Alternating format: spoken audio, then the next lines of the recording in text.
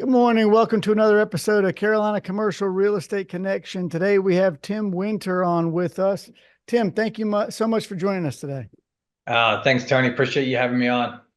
Tim is a longtime general contractor, so I feel like this is going to be a great conversation today. We're going to go over everything contracting. Tim, could you start out by telling everyone a bit about you, how you got into general contracting, and where and what all you do in general contracting? Absolutely. Well, I'll start with where and what we do and then kind of give you the backstory. We do a lot of the ebb and flow over the years has changed, but predominantly now where we've landed with our niche is mid to high end custom homes. We also do additions and renovations, and the company is called Paradigm Homes. We also have an architecture company that's attached to it as well called Homelux Architecture.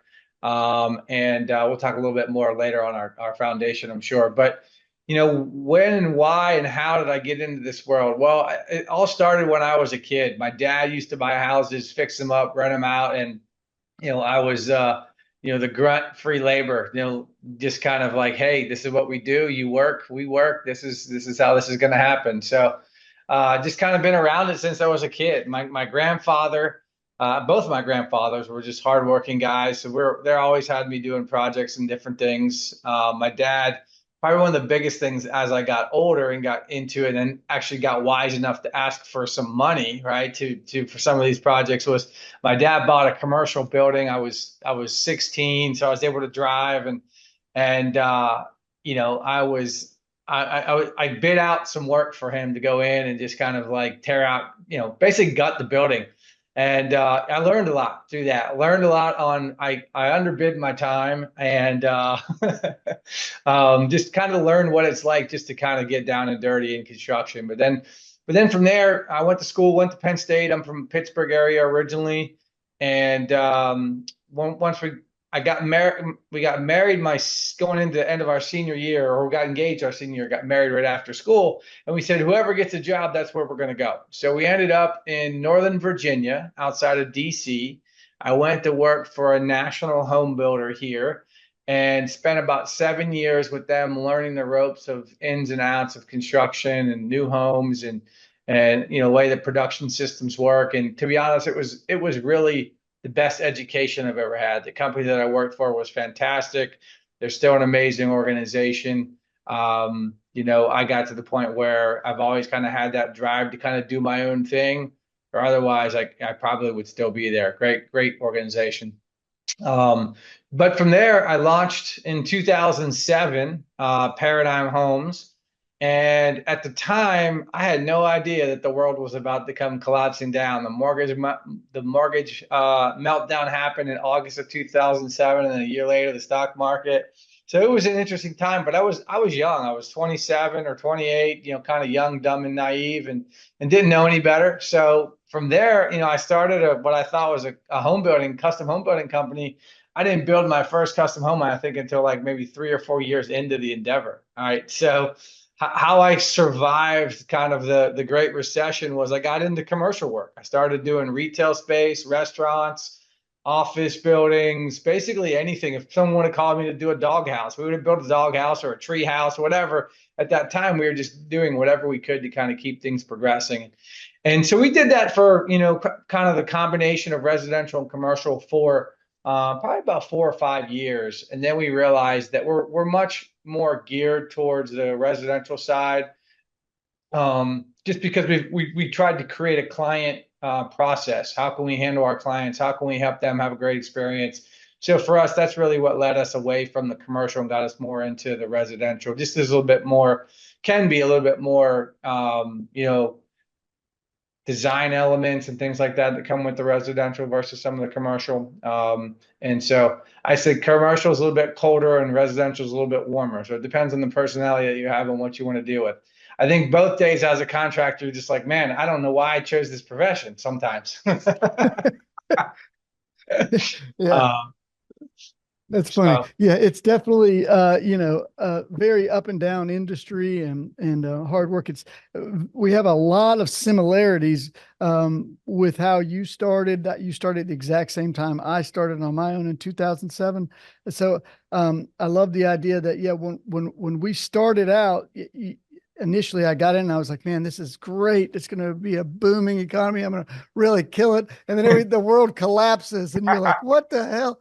Yeah. right. So I was the same thing. I was doing a bunch of nothing, and I find it very interesting. So you started out with the commercial aspect. Did you have any commercial experience?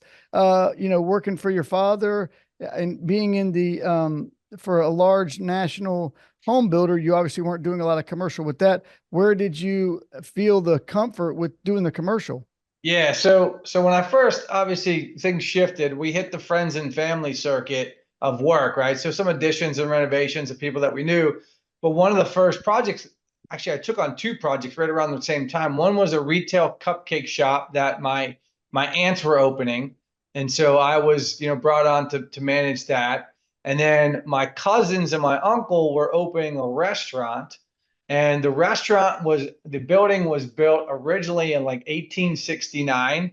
And so it had to be totally brought back up there. We needed to put in elevators. We needed to bring in, like, yeah, that was trial by fire. Easy. This is Yeah. easy. This is very easy for something to start out with. Yeah. And you were Yeah. just like, yeah, I'll do it. We'll figure it Yeah. out. Yeah. That's fantastic. That's Oh, kind of well, my personality. Go hard or go home, I guess. right. Well, yeah, I mean, that's kind of how you gotta do it. You gotta, fake it till you make it at a certain Yeah. point because you're just not gonna know what you're getting into. Now, in those first couple jobs when you didn't know, did you end up doing okay? Did you lose any money in any of these initial ones, or did you kind of fare okay in all of them? We fared okay. I mean, I think the big thing was the way I worked it out because they were family deals. I was able to work, kind of negotiate the contract a little bit, so it wasn't just a full bid out job. It was more negotiated and kind of an open book kind of approach, which was good. So it was, they were fair to me and vice versa. So I think it was a win-win for both of them. The family restaurant is still operating today, Northern Virginia. They've been around for almost might be 15 years this year. Oh, fantastic. Now, tell me a bit about when you were working for the national builder, what was your role in that company or roles? How did Yeah, you so I progress? had several different roles over the years, but I started off initially as I guess some of the big differences in commercial and residential is what they call their superintendents, their project managers, all that kind of stuff. So when I went to work for this builder, they called us assistant project managers, and then once you got promoted, you got moved into project manager. So you were basically in the commercial world, you were basically like a site superintendent or assistant superintendent. So that's where I started, and I spent about 3.5 years, in those two roles, and then I moved into the office and I took a position and kind of they call it was a costing manager, which was very similar to like an estimator, but we also basically built and helped do the development because the company I worked for was they weren't buying lots, but they were buying finished lots from developers. So that position, we'd go in and do a lot of the upfront costs and set all the kind of baselines and milestone markers, and we would manage any change orders that came in from projects. So it's basically like the financial side of the division.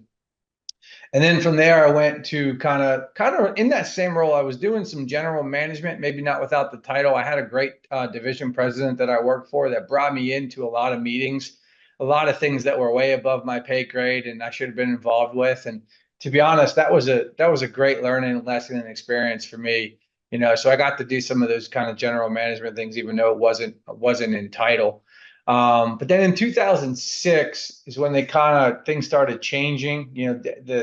They kind of saw us the writing on the wall, things were shifting, and they started letting people go. And so they moved me back into the field, and I was building two houses. I'm like, you know what? When you work for a production builder, usually building 20, 25 houses at a time. Two was like, okay, I'm not going to, I was really barely, I'd go to work for a couple hours a day. Like there wasn't much to do. And I'm like, you know what? I can do this on my own. And so that's really what kind of, set me on my trajectory to go start my own thing. Oh, that's awesome. All right, so let's kind of walk through starting your own thing. So, when we discussed initially, you started with the commercial and the residential because it was, just so difficult and the market was terrible. And I think anybody would take anything at that point in time when you're, from 2000, late 2008 to 2011, there was literally nothing to do. You would take whatever you Yeah. could get your hands on. We did some terrible jobs for HUD housing and for anybody and everybody that would give us work.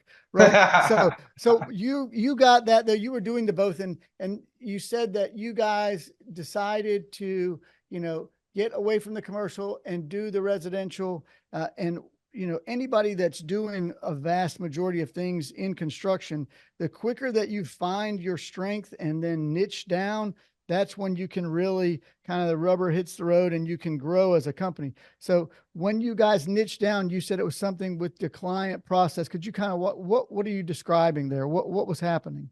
Yeah, so what we kind of realized is, there's a couple different, types of contractors out there. Some that are just like, I don't want to talk to the client. I don't want to do anything they got to say with. And then there's those that are like, I want to be hands-on. I want to guide them. I want to help them.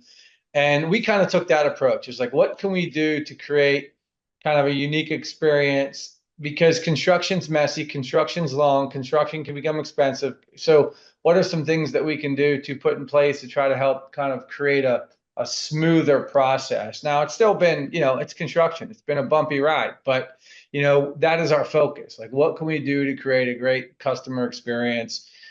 Even so much so as today, our BHAG, as you call it, big, hairy, audacious goal is to be the Ritz-Carlton of custom homes. And so we actually have hired a consultant and a coach that spent 18 years, 17 years with Ritz-Carlton, to kind of come in and kind of help us kind of navigate what are some things we can do to improve our experience. Because we've learned a lot in the last couple of years. COVID changed this game, changed the industry a lot with even costs. And then also we all got really busy. Now things are starting to slow, and we kind of had some growing pains and had some upset clients. So we're just trying to figure out how do we circle back so that we don't go through those same challenges again.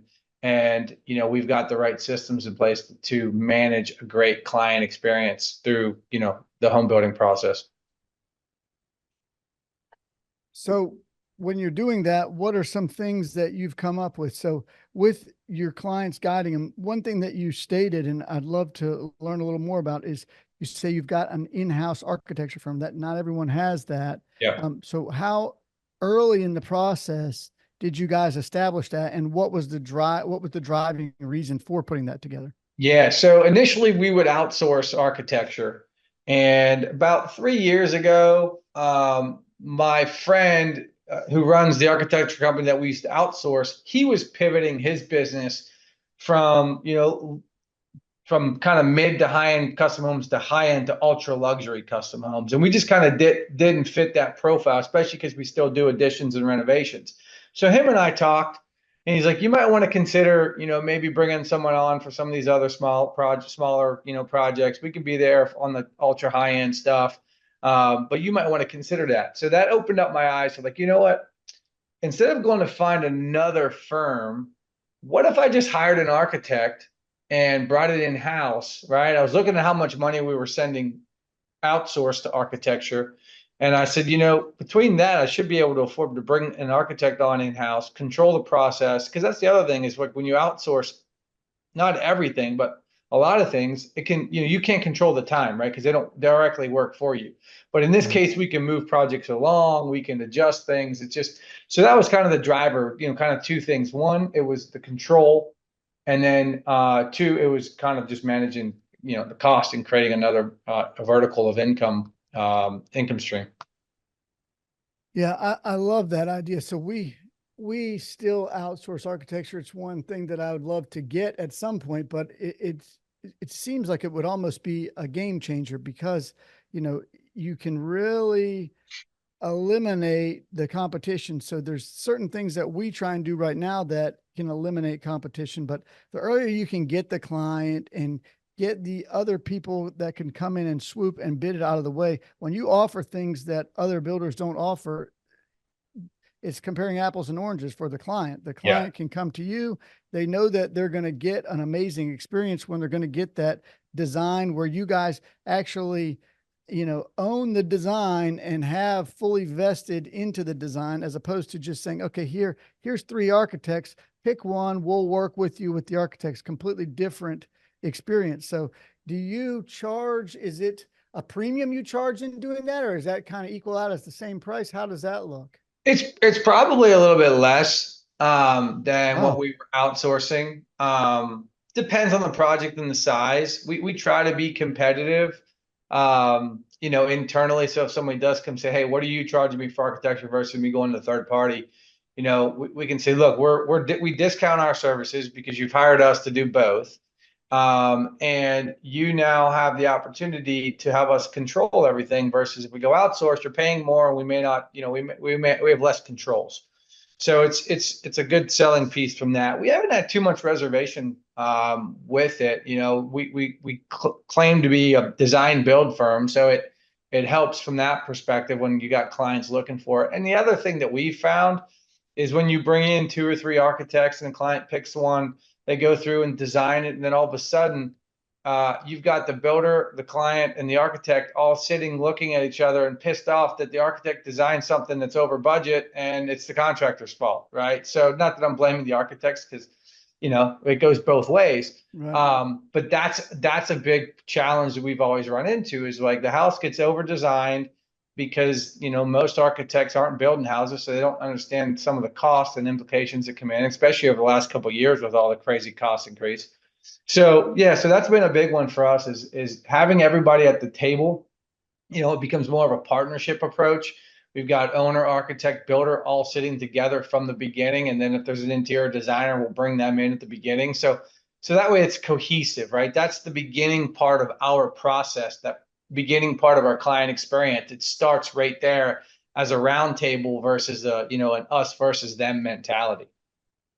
Yeah, that makes a big difference. And it really, as far as for you guys making that client experience, that's definitely a game changer for a client experience when you can do that. And trust me, if you've been in this industry any amount of time, you'll go through with a client, set up a budget, go find an architect, tell them what you want.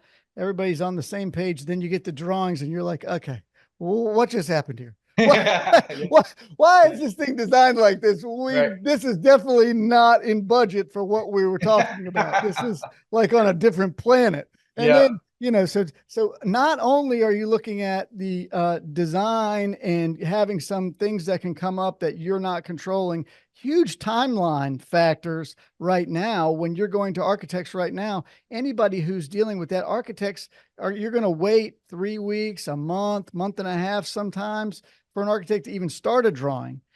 So then if you have a problem and you have to go back to them for a redesign, then a lot of times you're having to wait again before they start the redesign. So boy, you are not only saving them money, you're saving people probably 2-3 months of time. A yeah. lot of times when they're going through this, because you can control all of that. So that was a fantastic idea to implement, and it sounds like it's paying off. And I can definitely imagine it continues to pay off and grow. So that is fantastic. Another thing that is great that you guys do that you didn't really bring up, you guys have a charity organization that you've put together. Could you tell us a bit about that, how that got started and what that's all about?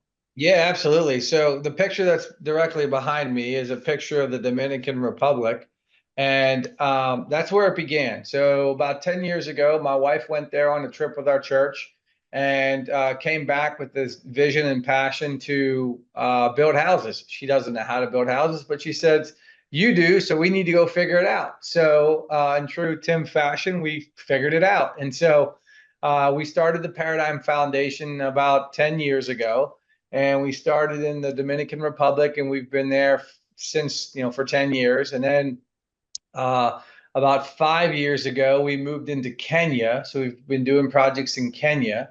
I just got back from there in March. We were there for about 10 days. And then we've done some projects in Brazil. We've done a couple projects in Central African Republic. We've got a new partnership in the Amazon of Brazil. So just looking to expand and looking for opportunities. I mean, to date, the foundation has done over 60 homes and I think 2 churches and 2 community centers. So, I mean, we're not talking big sums of money to build houses. It's not like the US. It's, 15 to, $18,000 gets a house done, gets that in place, and you're changing people's lives, not only immediately, but also just for generations. So the generational impact is it's huge. And so, it's been amazing to be a part of. We take teams. We go to the DR. We got a DR trip coming up in September. We go to Kenya typically around March or April. And then we also, if anybody wants to do it, hey, we got a group of people, we want to go on a trip, we've set those up too. So yeah, it's been a fun journey. It's been a fun experience to give back, and just, you're seeing lives changed. Not only there, but you're also seeing, I take my staff every year when we go on a trip to the DR. I said, if anybody wants to go for the first time, I'll cover your cost. So I've had about 4 or 5 of them kind of jump on at that, and they've been down, so they get to experience. And one of the things that we've got some signs here and around the office, but talks about how like their daily job is creating impact other than just our clients, right? Because of the foundation. So yeah, it's been a fun journey, and who knows where we end up next.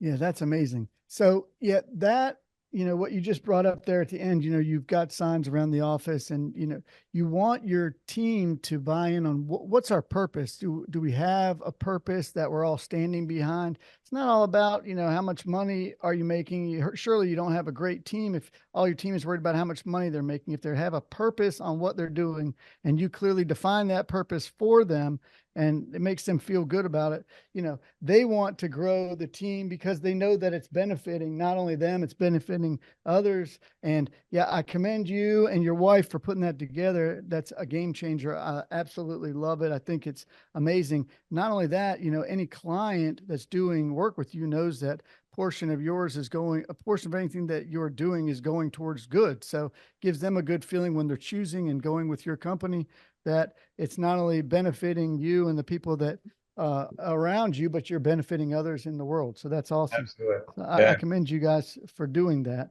Thank you. Um, Thank you. and we'll put some information in the show notes if anybody wants to get in touch and reach out and find out more, or donate to the cause. I think it's a great cause. All right. So now I lost my track here. I want to go a little bit further into how do you determine where you're going next. I know you said it's through the church. Could you kind of walk them through how you chose these places and why you're in these certain areas? Yeah, sure. So, each country has a community church partner, right? Because the whole goal of us is it's an empowerment program. We say we want to give people a hand up, not a handout. So we want the church and the community to come alongside, these families that we're serving, to find ways to, help support them outside of housing, whether it's food needs or, medical care, or, just some prayer, whatever the situation is. We want the community to be involved. So for us, we started in the DR. We've gone through a couple different communities, but the current church and community, there's a school attached to it, which is amazing. There's 400 kids in the school, and they start teaching them English at like 5 years old. And so that's a really cool program that they've got going there. And then in Kenya, the same thing. So in Kenya, there's this primary school, and then they just started a high school. So it just, education is huge. So doesn't always have to be around education, but those are our 2 kind of bigger partners right now that focus on education, and then brought in some housing. So, I mean, you're seeing, impact through, these these leaders stepping in and pouring into their community and giving back. I mean, they don't have to do this, right? They live there, but they choose to work in these communities and to help others. And I mean, to me, that's almost more humbling than what we do, right? Because they're in there day in and day out and walking with these families, and we come in from time to time and visit, and we come back to come back to the States, which is great. But yeah, so we try to find church partners or great community connectors all over. So like the partner that we've got in the Amazon, that was a connection through somebody. So it's just networking, right? It's someone hears what you're doing. Oh, you should talk to so and so over here, right? And so says, oh, you should talk to so and so. It just becomes a kind of a spider web of connections, especially once you kind of get things out there, what you're doing, and people want to get involved. Absolutely. All right. Awesome. Thank you. So, all right, let me jump back over to your company and let's go through a little bit. I think it's going to be beneficial to everyone. With any construction company, as you kind of grow from being a one-man show and growing into things, you need systems. Put systems in place in order to grow and expand your company. What type of systems do you guys operate on? Do you have a project management system? Do you do any type of EOS, or how do you guys operate? Yeah. So I would say prior to 2019, we were kind of like all over the place. We didn't really have we had some systems, but they weren't, fine-tuned systems to where we are now. And part of that was I started working with a scaling up coach as a component of, similar to EOS. So we follow some of the same similar principles and practices. So we use, the scaling up model for, growth and development and everything like that. But then for now, we've got two project management softwares we're using.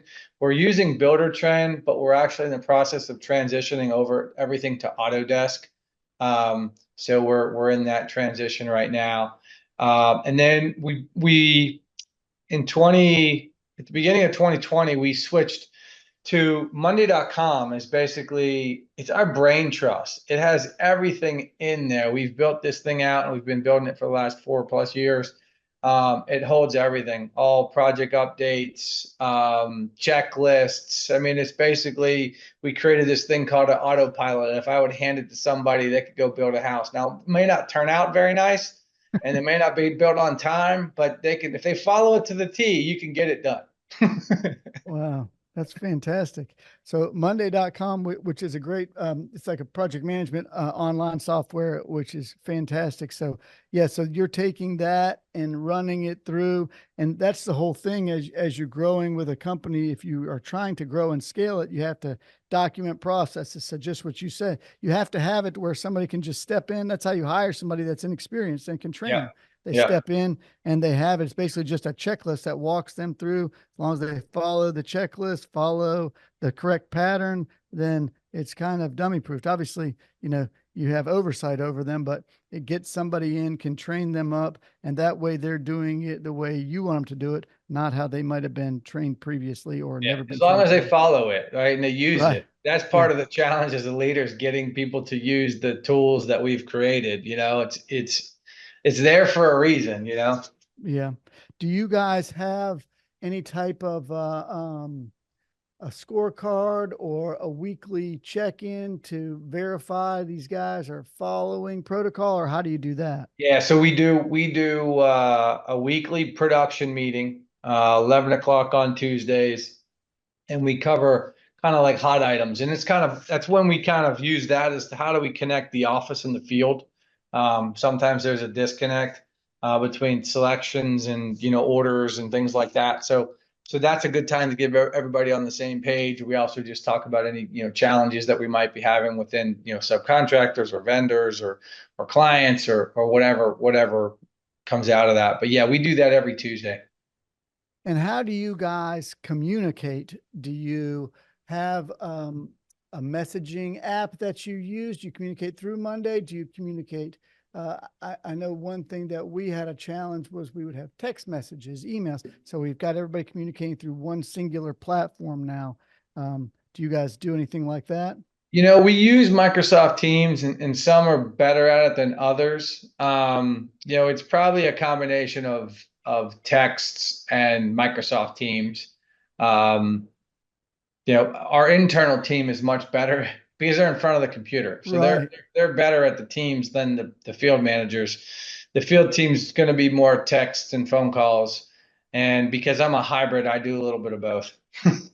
So when your field guys, are they able to access, let's say Monday, or I know you said you're using Builder Trend. Do they access Builder Trend via their mobile phone in the field? Is that how they keep up to date? Yeah, they all have an iPad that has access to everything. They also have laptops so that when they're in the office or if they want to take it out in the field, they have access to all of that.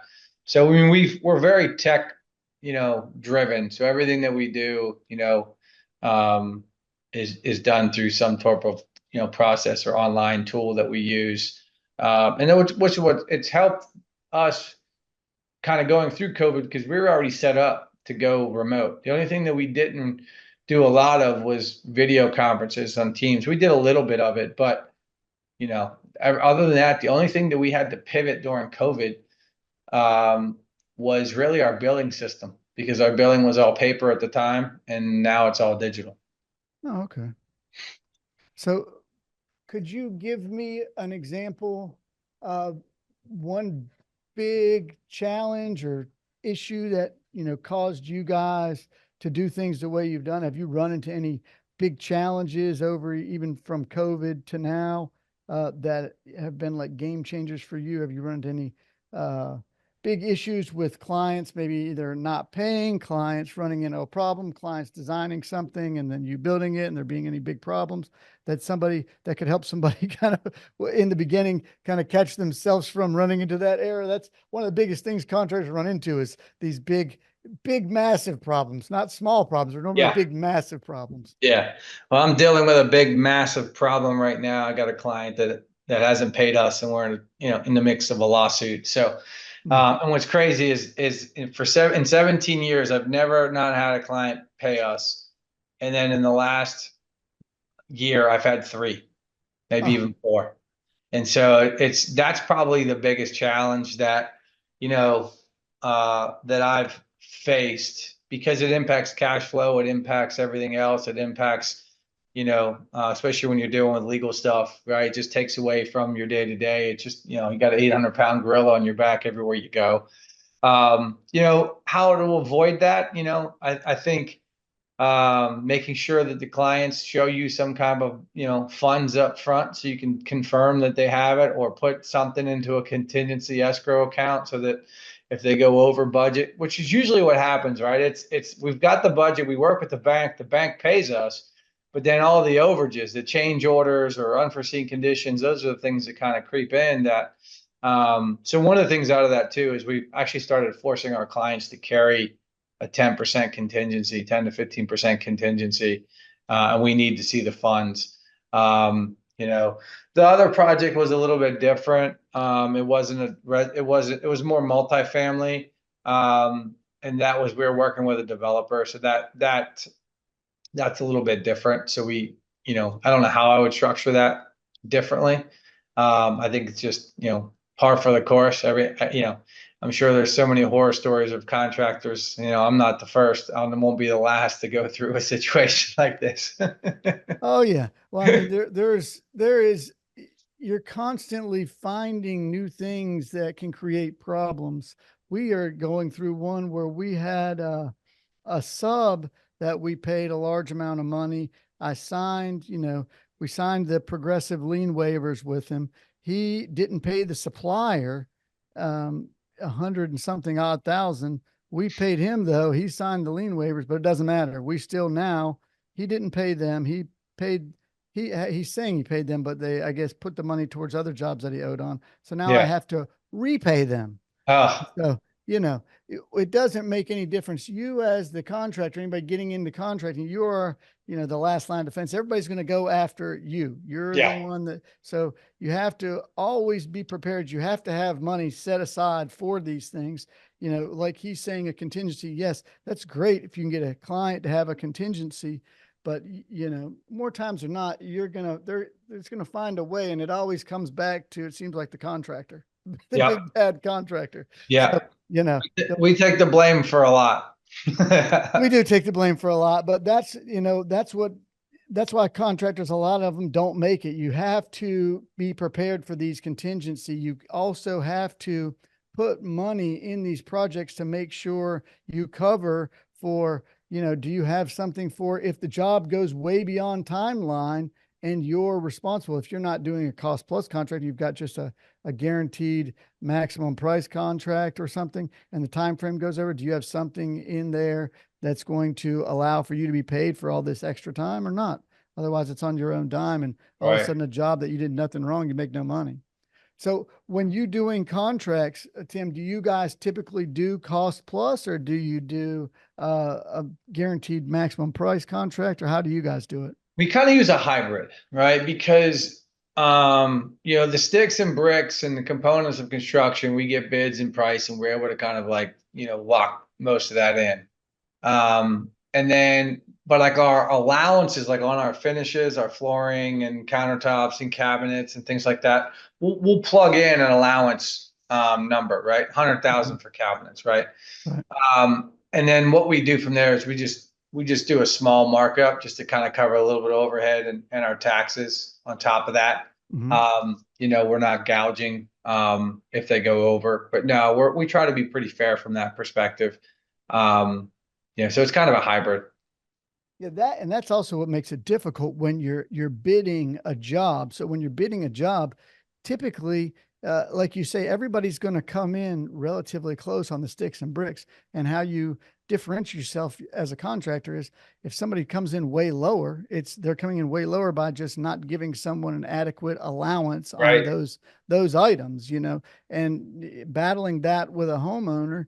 And then even when you give them adequate allowances, they go spend more more than what you gave them when you gave them like a mid-level. So you can just imagine if they took the low guy And then they'll on say, they'll that. still tell you didn't give me enough. Right. You didn't give me enough. I'm like, well, I mean, I was already high. I was trying to get the number closer Right, to where it was workable. right. And, that's the problem. Yeah. Yeah. That's too funny. Well, man, it's been great having you on today. I think it's been a wealth of knowledge for anybody beginning as a contractor or thinking about becoming a contractor. So if people wanted to reach out to you to find out more about your charity or just find out more about you, what's the best way to reach you? Yeah, you can send me an email at twinter@paradigmhomes.com. twinter@paradigmhomes.com. Awesome.